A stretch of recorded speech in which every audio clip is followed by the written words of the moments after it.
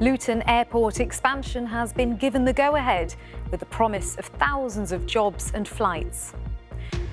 Assaulted and frightened on the tube, how one woman turned to the emergency button on the platform to find no one answered. Because I had no voice, no guidance from that help point, I felt stuck. I felt isolated, and I want to see so much more vulnerable because it was underground. Also coming up on the programme, the Harris hawk that's been terrorising locals in Hertfordshire has finally been caught, but not before it managed one final attack.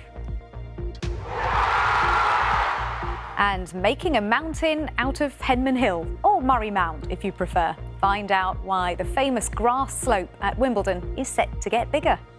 Counter-terrorism officers are asking parents to look out for signs that their child has been radicalised in the wake of the TV drama Adolescence.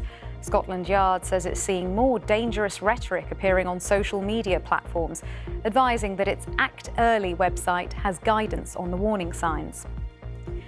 Passengers travelling through Gatwick Airport no longer need to remove electrical items or put liquids in plastic bags. But the 100 millilitre limit, which applies to liquids, creams, sprays and aerosols, is still in place. People who use the trams in South London are being warned of disruption ahead of a week of engineering works closing part of the line. There'll be no service between Sandilands and New Addington from this Saturday until Friday, the 18th of April. More than 5,000 patients in London have benefited from a pilot project in its first year that helps patients overcome psychological trauma after severe injury.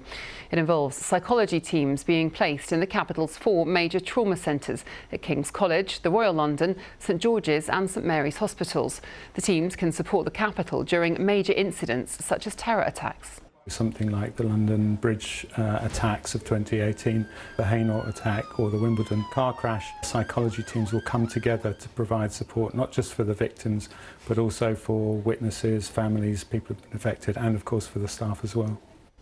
The London Assembly has been warned that the Mayor's plans to pedestrianise Oxford Street could destroy the area. The chair of the Soho Society, Tim Lord, told the Assembly that the Mayor's proposals had created uncertainty for developers and that pedestrianisation on a nearby street had led to an increase in crime. Sir Sadiq Khan announced in September that working with Westminster Council, he planned to remove vehicles from Oxford Street.